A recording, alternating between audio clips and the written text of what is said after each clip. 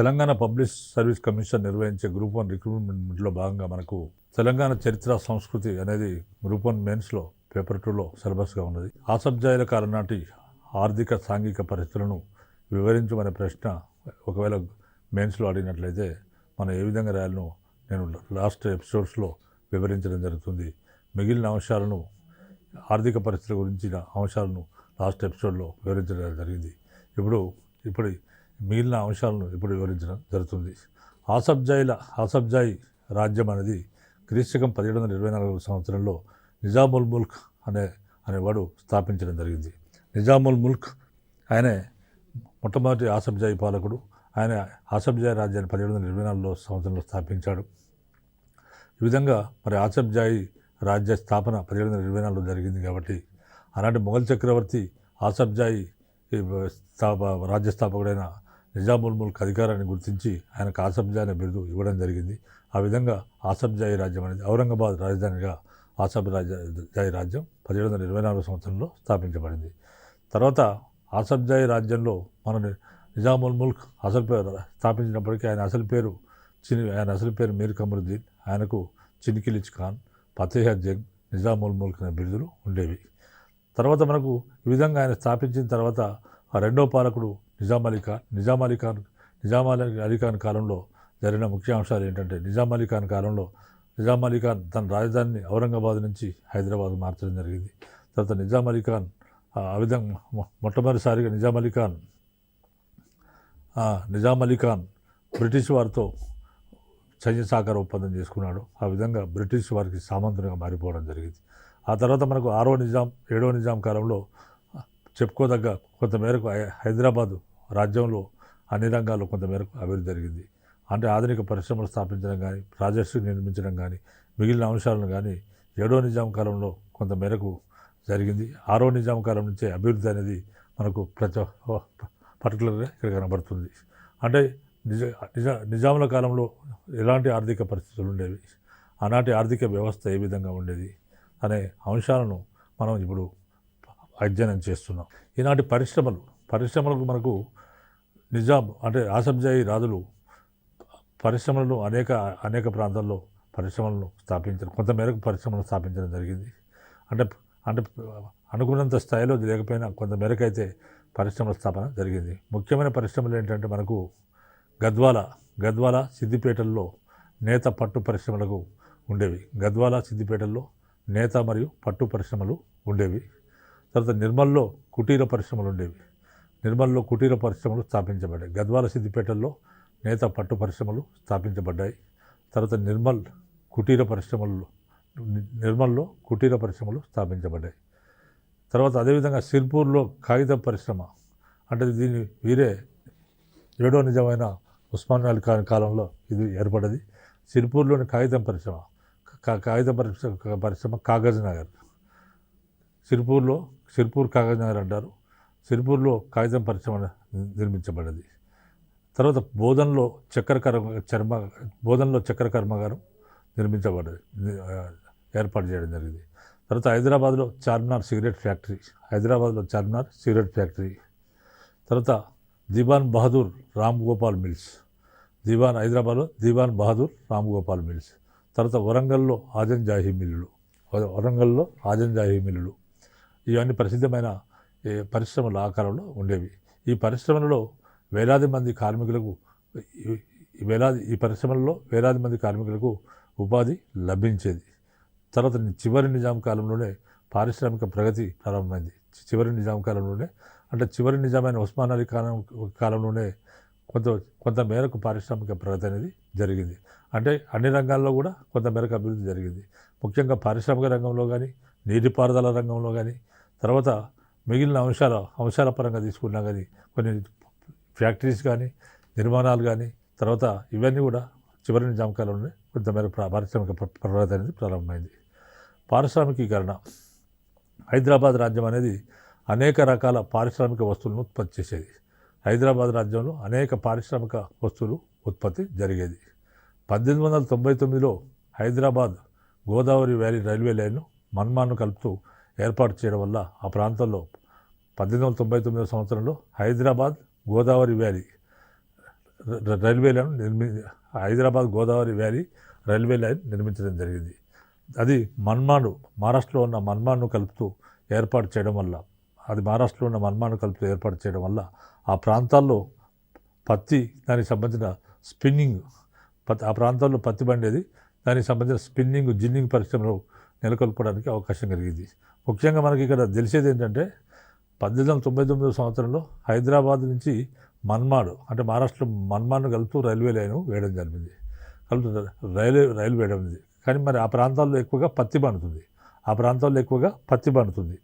కాబట్టి దానికి సంబంధించిన జిన్నింగ్ పరిశ్రమలు నెలకొల్పడానికి పత్తి పండుతుంది కాబట్టి మరి వాటికి సంబంధించిన వస్త్రాలు నేయడానికి జిన్నింగ్ పరిశ్రమలు నెలకొల్పడానికి అక్కడ అవకాశం కలిగింది. తర్వాత Hyderabad Deccan spinning weaving mills ఏర్పడ్డాయి.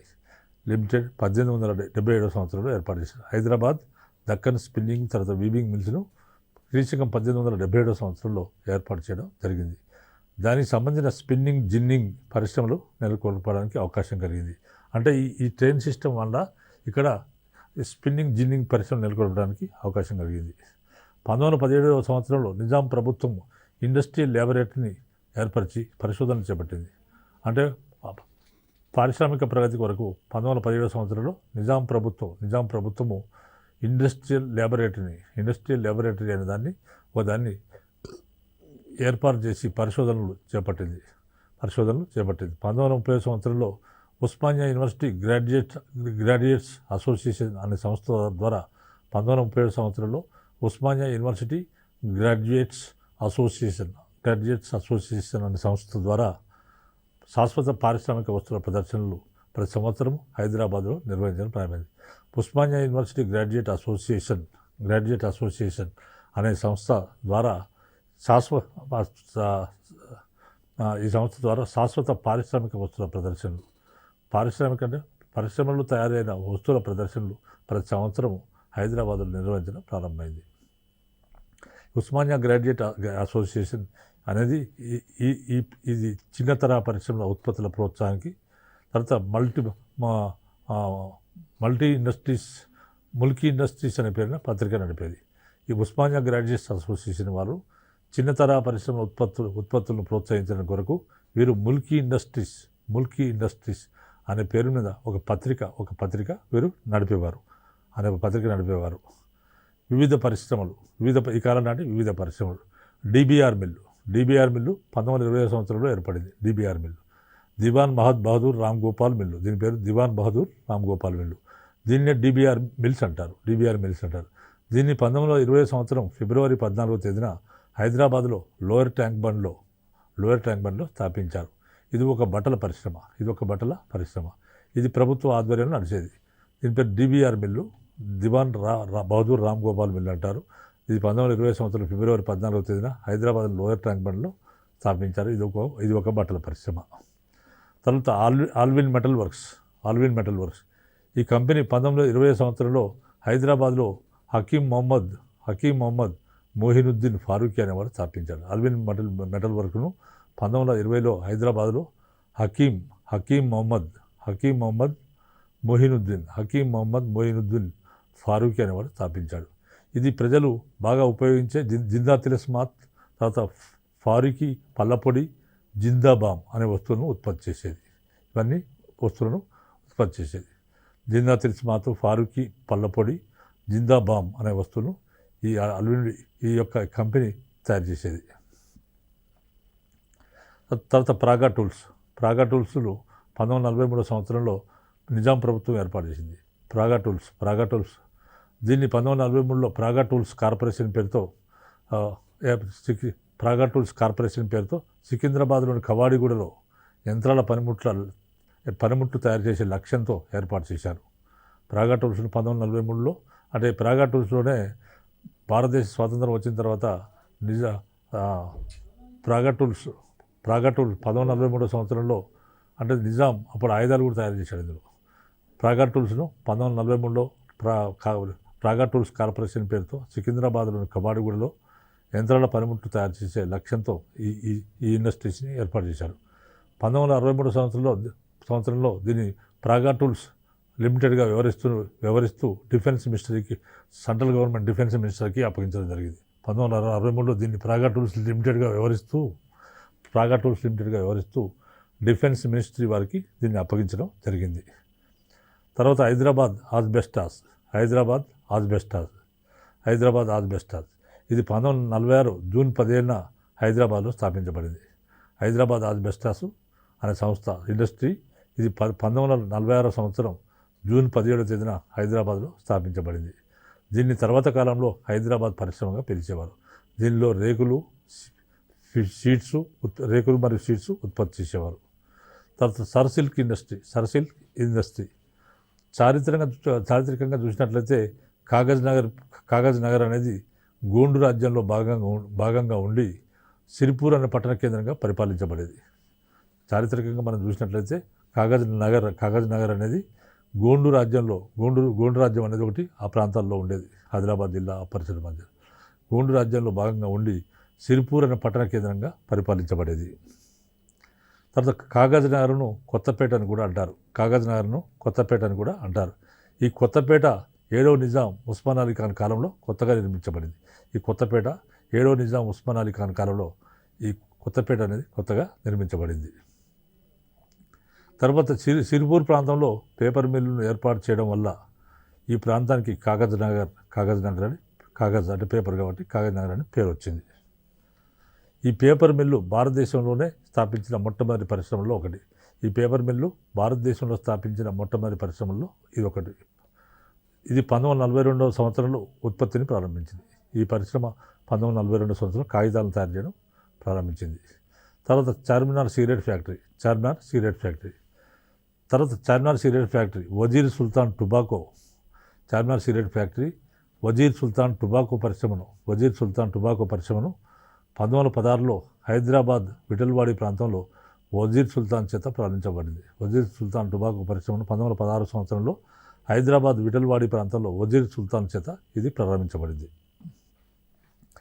తర్వాత మోక్షగుండం విశ్వేశ్వరయ్య సలహా మేరకు ప్రముఖ ఇంజనీర్ అయిన మోక్షగుండం విశ్వేశ్వరయ్య సలహా మేరకు ప్రస్తుతం ఉన్న విఎస్టీ ప్రాంతానికి అంటే ముషీరాబాద్ ఆజంబాద్కు ఈ చార్మినార్ సిగరెట్ ఫ్యాక్టరీని మార్చడం జరిగింది. 200 ఎకరాల విస్తీర్ణం కలిగి ఉన్న ఈ కంపెనీ చార్మినార్ గోల్డ్ మూమెంట్స్ అనే సిగరెట్లను ఉత్పత్తి చేసేది. నిజాం చక్కెర పరిశ్రమను 1937 సంవత్సరంలో నిజామాబాద్ జిల్లాలోని బోధనపట్నంలో స్థాపించడం జరిగింది. నిజాం చక్కెర పరిశ్రమను 1937లో నిజామాబాద్ జిల్లాలోని బోధనపట్నంలో స్థాపించారు. తర్వాత ఆజంజాహి మిల్స్ను బట్టల ఉత్పత్తి కొరకు నిజాం ప్రభుత్వం 1934 సంవత్సరంలో వరంగల్లో స్థాపించడం జరిగింది. తర్వాత విద్యాభివృద్ధి వివిధ కాలేజీలు 1921 సంవత్సరంలో హైదరాబాద్లో సిటీ కాలేజ్ స్థాపించబడింది. ఆ విధంగా ప్రభుత్వ కాలేజీగా 1921 సంవత్సరంలో హైదరాబాద్లో సిటీ కాలేజ్ అనేది స్థాపించబడింది. 1922 సంవత్సరంలో జనానా ఇంటర్మీడియట్ అనే బాలికల కళాశాల 1922 సంవత్సరం జనానా ఇంటర్మీడియట్ అనే బాలికల కళాశాల నాంపల్లిలో ఏర్పడింది. తర్వాత చాదర్ఘట్ కాలేజీ హైదరాబాద్లో 1880 సంవత్సరంలో ఏర్పడింది. తర్వాత మహబూబ్ కాలేజీని సికింద్రాబాద్లో 1862 సంవత్సరంలో స్థాపించారు. మహబూబ్ కాలేజీ సికింద్రాబాద్లో 1862 సంవత్సరంలో స్థాపించబడింది ఇది. తర్వాత వరంగల్ కాలేజీని 1930 నెలకొల్పారు. 1930 సంవత్సరం నెలకొల్పడం జరిగింది. తర్వాత వైద్య సదుపాయాలు ఉస్మానియా మెడికల్ స్కూల్ను 1846 సంవత్సరంలో నిర్మించారు. 1846 సంవత్సరంలో నిర్మించారు. ఎర్రగడ్డ మెంటల్ హాస్పిటల్ను 1908లో ప్రస్తుతం ఉన్న అమీర్పేటలో విశాలమైన ప్రదేశంలో నిర్మించారు. Nizam institute of medical sciences ఇది మొదట్లో నిజాం ట్రస్ట్ ఆధ్వర్యంలో నడిచేది.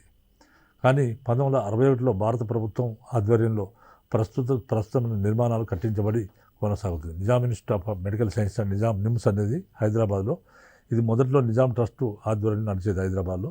కానీ 1961 సంవత్సరంలో భారత ప్రభుత్వం అంటే సెంట్రల్ గవర్నమెంట్ ఆధ్వర్యంలో ప్రస్తుత నిర్మాణాలు కట్టించబడి కొనసాగుతుంది. తర్వాత నిజామియా జనరల్ హాస్పిటల్ను అఫ్జల్గంజ్లో 1938 సంవత్సరంలో 7వ నిజాం మీర్ ఉస్మాన్ అలీ ఖాన్ నిర్మించారు. నిజామియా జనరల్ హాస్పిటల్ను అఫ్జల్గంజ్లో 1938 సంవత్సరంలో 7వ నిజాం అయిన మీర్ ఉస్మాన్ అలీ ఖాన్, 7వ నిజాం చివరి నిజాం అయిన మీర్ ఉస్మాన్ అలీ ఖాన్ నిర్మించాడు. ఇది ఉస్మానియా జనరల్ ఆసుపత్రిగా పిలుస్తున్నారు. దీన్ని ఉస్మానియా జనరల్ ఆసుపత్రిగా ఇప్పుడు పిలుస్తున్నారు. తర్వాత నిజామియా యునానీ ఆసుపత్రిని మీర్ ఉస్మాన్ అలీ ఖాన్ నిర్మించాడు. నిజామియా యునానీ ఆసుపత్రిని మీర్ ఉస్మాన్ అలీ ఖాన్ నిర్మించడం జరిగింది. తర్వాత ఇవన్నీ కూడా మనకు ఆర్థిక పరిస్థితుల కిందికి మనం చెప్పుకోవచ్చు. మనకు సాంఘిక పరిస్థితుల విషయానికి వస్తే మనకు సాంఘికంగా తెలంగాణ చాలా వెనుకబడి ఉండేది. ఎందుకంటే ఆ కాలంలో అనేకమైన సాంఘిక దురాచారాలు ముఖ్యంగా వెట్టి చాకిరి తెలంగాణ అంతటా ఆవరించి ఉండేది. వెట్టి చాకిరి అనేది ఉండేది. ఈ వెట్టి చాకిరి చాలా దారుణంగా తెలంగాణలో ఉండేది. ఈనాటి సాంఘిక పరిస్థితుల విషయానికి వస్తే తెలంగాణలోని భూములన్నీ కూడా వివిధ భూస్వాముల కింద ఉండేవి. ఈ వివిధ భూస్వాముల కింద ఉండేవి.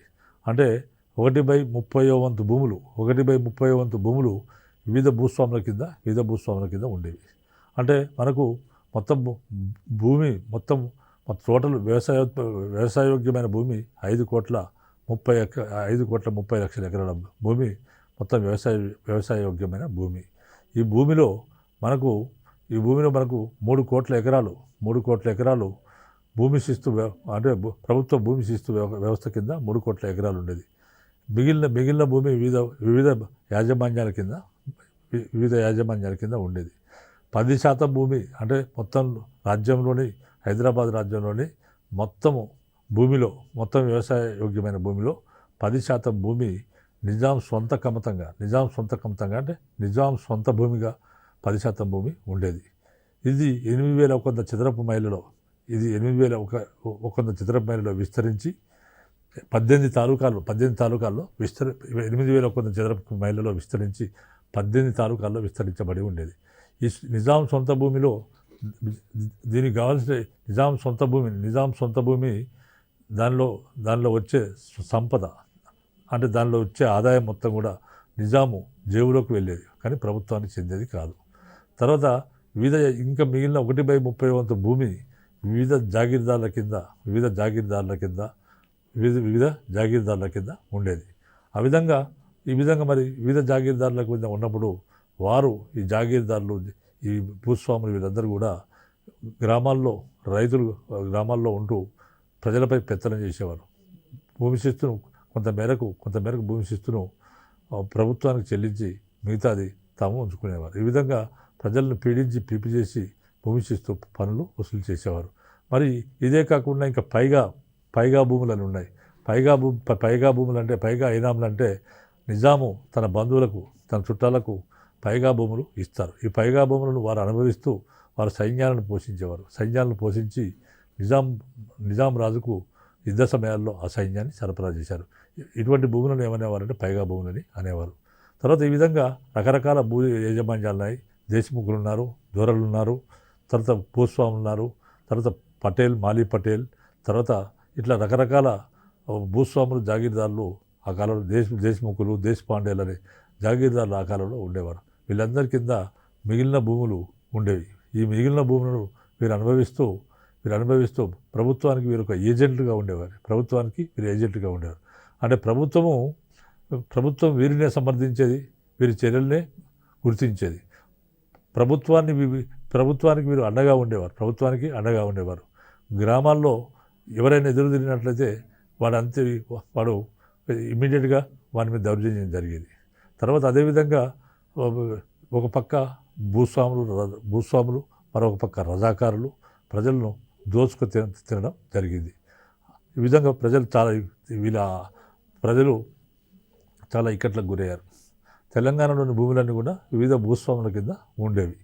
ఈ భూస్వాములు బలవంతపు వసూళ్లు చేసేవారు. బలవంతపు వసూళ్ళు అంటే రైతులను పీడించి వసూలు చేసేవారు. ప్రజల చేత నిర్బంధంగా చాకిరీ చేయించుకునేవారు. బలవంతంగా వాళ్ళతో పని చేయించుకోవడం, నిర్బంధంగా చాకిరీ చేయించుకునేవారు. వెట్టి విధానం, వెట్టి చాకిరీ. వెట్టి విధానం అనేది నిర్బంధ చాకిరీ. వెట్టి విధానం అంటే నిర్బంధ చాకిరీ. ఇది వెట్టి విధానం అనేది కొన్ని అటవిక తెగల ప్రాంతానికి మరియు బాగా వెనుకబడిన కొన్ని సాంఘిక తెగలకు మాత్రమే పరిమితమైనదిగా సాధారణంగా పరిణమించబడుతుంది. వెట్టి విధానం అంటే నిర్బంధ చాకిరీ.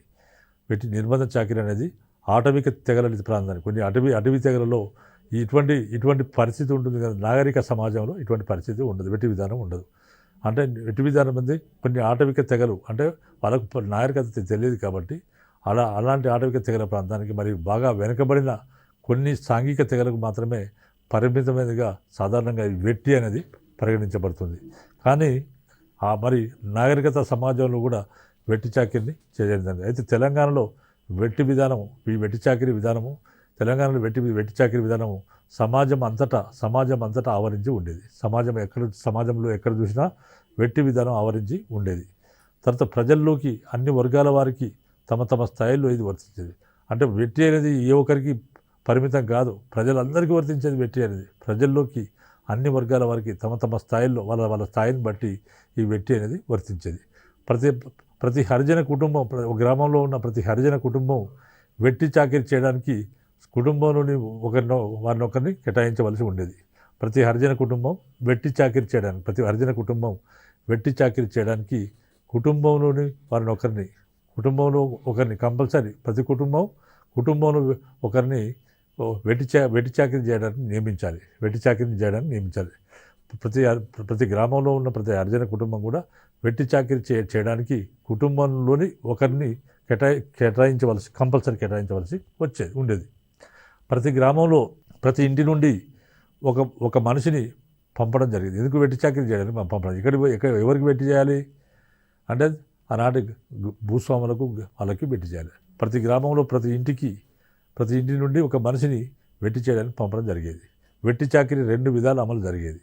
ఎవరికంటే ఎలాంటి వెట్టి ఉండేదంటే అధికారులకు చేసే వెట్టి చాకిరీ, రెండోది గ్రామంలోని దొరలకు, పటవారీలకు చేసే వెట్టి చాకిరీ. ఇది 2 రకాల వెట్టి చాకిరీ. ఒకటో ప్రభుత్వ అధికారులకు చేసే వెట్టి చాకిరీ, రెండోది గ్రామంలోని దొరలకు, పటవారీలకు చేసే వెట్టి చాకిరీ. అంటే గ్రామానికి ప్రభుత్వాధికారులు వచ్చేవారు. ప్రభుత్వాధికారులు వస్తే అక్కడక్కడ రకరకాల వృత్తుల వారు ఏం చేయాలి, వాళ్ళు ఫ్రీగా వెట్టి చాకిరీ చేయాలి. అంటే ఆ అధికారికి వస్తే అధికారికి మంచాలు వేయడము, పరుపులు వేయడము, ఆ అధికారికి భోజనం తయారు చేయడము, తర్వాత ఆ అధికారి ఎక్కడైనా గ్రామం వదిలిపెట్టి వేరే దగ్గరికి వెళ్తే అక్కడికి రికార్డులు మోసుకుపోవడం, ఇలాంటి కార్యక్రమాలు చేసేవాడు. అంటే ఎవరైనా అధికారి గ్రామానికి వస్తే ఆ వృత్తుల వారు ఫ్రీగా ఆ అధికారికి సేవలు చేయాలి. ఇది వెట్టి చాకిరీ. రెండోది ఏంటంటే గ్రామంలో దొరలు ఉంటారు, మాలీ పటేల్, పట్వారీలు ఉంటారు. వీళ్ళందరూ భూస్వాములు, వీళ్ళకు కూడా వెట్టి చాకిరీ చేయాలి. ఇది ఒక రకమైన వెట్టి చాకిరీ. మొదటిది ఒక రకమైన వెట్టి చాకిరీ. గ్రామంలోకి ప్రభుత్వాధికారులు వస్తారు. వస్తే గ్రామంలోని వివిధ వృత్తుల వారు, అంటే గ్రామంలోకి ప్రభుత్వాధికారులు వస్తే గ్రామంలోని వివిధ వృత్తుల వారు వెట్టి చాకిరీ చేసి వారికి కావాల్సిన అవసరాలు తీర్చేవారు. గ్రామంలోకి ప్రభుత్వాధికారులు వస్తే గ్రామంలోని వివిధ వృత్తుల వారు ఏం చేయాలి, వారు వెట్టి చాకిరీ చేయాలి. అంటే ఫ్రీ ఆఫ్ కాస్ట్గా బలవంతంగా వాళ్ళకు గ్రామాధికారికి ఎవరైనా అధికారులు వస్తే వాళ్ళకి పనిచేయాలి. వారికి కావాల్సిన అవసరాలు తీర్చాలి. తర్వాత ఇంకా పటేల్, పట్వారీ, మాలీ పటేల్ ఇళ్ళలో గృహ సంబంధమైన పటేల్, పట్వారీ, మాలీ పటేల్ ఇళ్ళలో వీళ్ళందరూ భూస్వాములే. వీళ్ళ ఇళ్ళలో గృహ సంబంధమైన పనులు చేయడం అంటే ఇంటికి సంబంధించిన పనులు చేయడం. తాలూకా ఆఫీసులకు రికార్డులు మోసుకుపోవడం. రిపోర్ట్లు మోసుకుపోలే. అంటే తాలూకా ఆఫీసులు ప్రభుత్వ ఆఫీసులు ఉంటాయి, వాటికి వీళ్ళందరూ రికార్డులు మోసుకుపోలే. తర్వాత గ్రామ చావడికి బందెల దొడ్డికి కాపలా కాయడం. రోజువారి పనిలో ఇవన్నీ రోజువారి పనులు అనమాట. అప్పుడప్పుడు జరిగే కాదు, రోజు రెగ్యులర్గా జరగాల్సిన పనులు ఇవి. గ్రామంలోకి ప్రభుత్వాధికారి వస్తే గ్రామంలో ఉన్న వివిధ వృత్తుల వారు వెట్టి చాకిరీ, అంటే నిర్బంధం చాకిరీ, వెట్టి చాకిరీ చేసి వారికి కావాల్సిన అవసరాలు తీర్చాలి. ఇంకా పటేల్ ఇదే కాకుండా రోజు చేయాల్సింది ఇంకా పటేల్, పట్వారీ, మాలీ పటేల్ ఇందులో ఇంటి పనులు చేయాలి, గృహ సంబంధమైన పనులు చేయాలి. తర్వాత పోలీస్ తాలూకా ఆఫీసులకు, పోలీస్ స్టేషన్లకు, తాలూకా ఆఫీసులకు రిపోర్ట్లు, రికార్డులు మోసుకుపోవాలి. తర్వాత గ్రామ చావడికి, బందెల దొడికి కాపలా గాయాలి. ఇవన్నీ రోజువారీ చేసే పనుల్లో భాగంగా ఉండేది. దొరలు, దేశముఖుల ఇళ్లలో గ్రామంలోని వివిధ వృత్తుల వారు గ్రామంలోని వివిధ వృత్తుల వారు వంతుల వారీగా వెట్టి చేయాల్సి ఉంటుంది. దొరలు, దేశముఖుల ఇళ్లలో గ్రామంలోని వివిధ వృత్తుల వారు వంతుల వారీగా అంటే వంతులు వేసుకోవాలి, వంతుల వారీగా వెట్టి చాకిరీ చేయాల్సి ఉండేది. తర్వాత భూస్వాములకు ప్రభుత్వాధికారులకు గ్రామంలోని వివిధ వృత్తుల వారు ఉచితంగా వృత్తిపరమైన సేవలు చేసేవారు. అంటే భూస్వాములకు గ్రామంలో వివిధ వృత్తుల వారు అంటే ఇప్పుడు కుండలు చేసేవారు, కుండలు ఫ్రీగా చేసి ఇవ్వాలి. తర్వాత గౌడ కులస్తులు ఫ్రీగా వాళ్ళకి ఈ కళ్ళు లాంటిది సరఫరా చేయాలి. అదేవిధంగా వివిధ వృత్తులు చేసేవారు వారు ఏదైతే చేస్తారో అదేవిధంగా యాదవులు ఫ్రీగా గొర్రెలు సప్లై చేయాలి. ఇట్లా రకరకాల పనులు ఉండేవి. భూస్వాములకు ప్రభుత్వ అధికారులు గ్రామంలోని వివిధ వృత్తుల వారు ఉచితంగా వృత్తిపరమైన సేవలు చేసేవారు. తర్వాత కలుగీత కార్మికులు భూస్వాములకు ఉచితంగా కళ్ళును సరఫరా చేయాలి. కలుగీత కార్మికులు భూస్వాములకు ఉచితంగా కళ్ళును సరఫరా చేయాలి. చర్మకారులు ఉచితంగా చెప్పులు కుట్టేవారు. తర్వాత చేనేత పనివారు భూస్వాముల ఇళ్లలో పనిచేసే నౌకర్లకు ఫ్రీగా బట్టలు సరఫరా చేయాలి. ఇక్కడ ఏంటంటే కలుగీత కార్మికులు భూస్వాములకు ఉచితంగా కళ్ళును సరఫరా చేయాలి. చర్మకారులు ఉచితంగా వాళ్ళకు చెప్పులు కుట్టివ్వాలి. చేనేత పనివారు భూస్వాముల ఇళ్లలో పనిచేసే నౌకర్లకు ఫ్రీగా బట్టలు సరఫరా చేయాలి. వడ్రంగులు మరియు కమ్మర్లు భూస్వాములకు వ్యవసాయ పరికరాలను ఉచితంగా సరఫరా చేయాలి. వడ్రంగులు కమ్మర్లు భూస్వాములకు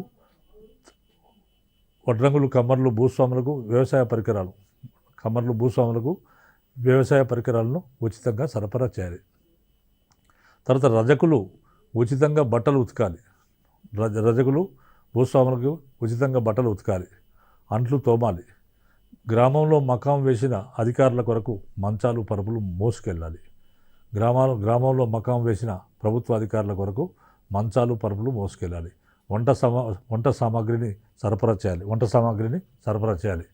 దేశముఖుల ఇళ్లలో పసుపు, కారం ఫ్రీగా కొట్టాలి. తర్వాత కుమ్మర్లు ఉచితంగా కుండలు ఇవ్వాలి. మంగళవారు దేశముఖుల ఇళ్లలో సేవ చేయాలి.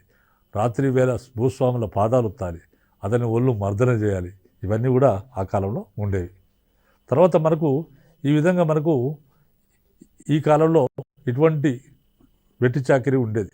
వెట్టి చాకిరీ అనేది ప్రభుత్వాధికారులకు చేసే వెట్టి చాకిరీ ఒకటైతే, తర్వాత గ్రామంలో ఉన్న భూస్వాములకు, దొరలకు చేసే వెట్టి చాకిరీ ఇంకో రకం.